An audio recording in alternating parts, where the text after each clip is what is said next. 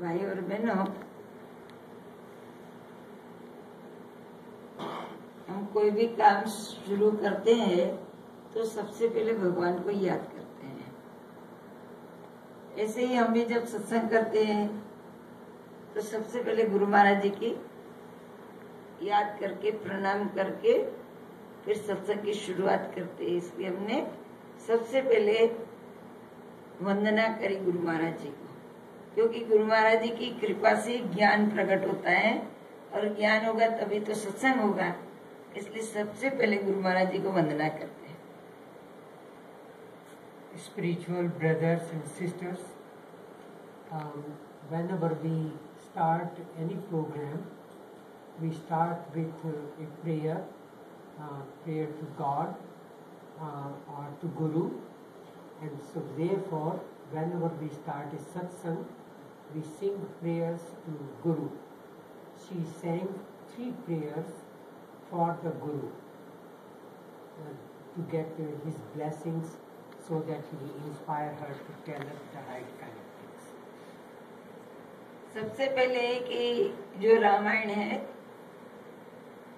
रामायण में तुलसीदास जी ने गुरु महाराज को वंदना किया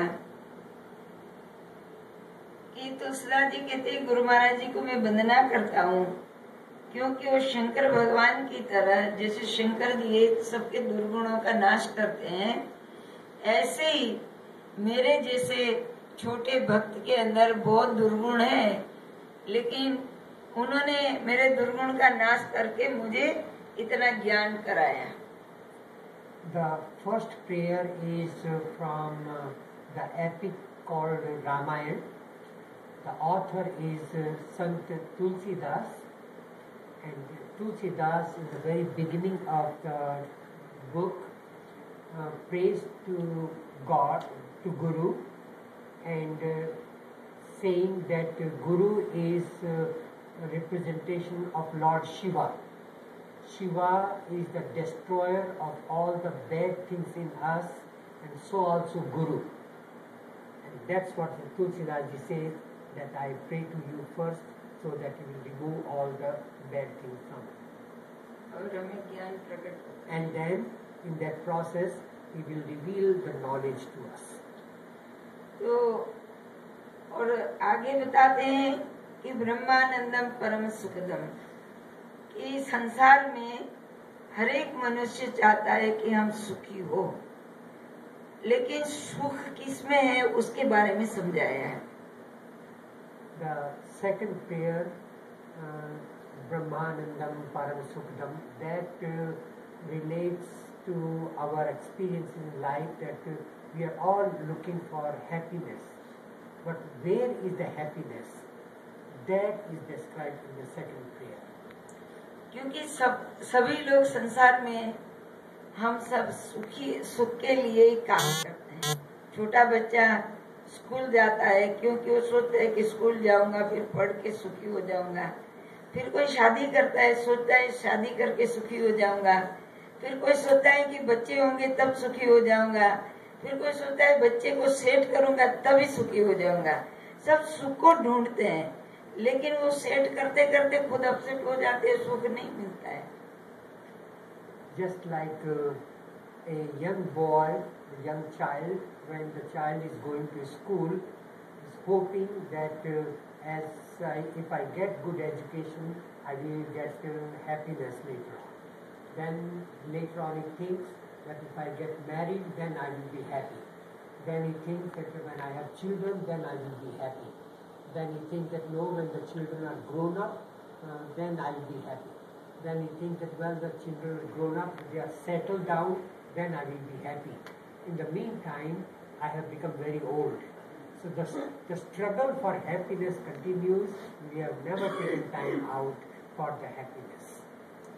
तो यहाँ पर सदगुरु समझाते हैं रामायण में कि ब्रह्मानंदम परम सुखदम। तो ये संसार में आपने देखा कि जगह जगह लोग सुख को ढूंढते हैं, लेकिन सुख नहीं दिखाई देता है। तो कहाँ पर सुख है? तो प्रार्थना में कहते हैं ब्रह्म में सुख है।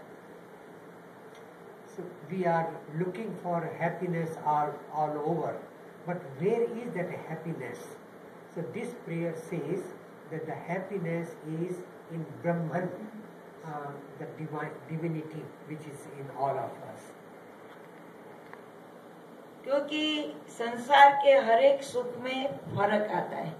जब शादी करते हो तो पति पत्नी को बहुत सुख है, बाद में जब लड़ाई होती है तो सुख भी दुख में हो जाता है। When we start to be looking for happiness, and then when we get married, we think we are happy, but when there is a conflict, then that pleasure gets converted into sorrow, and so that's the way our life is. तो सुख दुनिया में जहाँ भी जाओ सुख को खोजने, कोई सोचता है नौकरी करूँगा पैसा मिलेगा तो सुखी हो जाऊंगा, पैसा भी बहुत आता है फिर भी सुख नहीं दिखाई देता है। Somebody thinks that if I earn more money, then I will be happy, and when the money comes and still there is no happiness. कई लोग सोचते हैं कि छुट्टी के दिन है, चलो बाहर घूमने जाएंगे तो सुखी हो जाएंगे।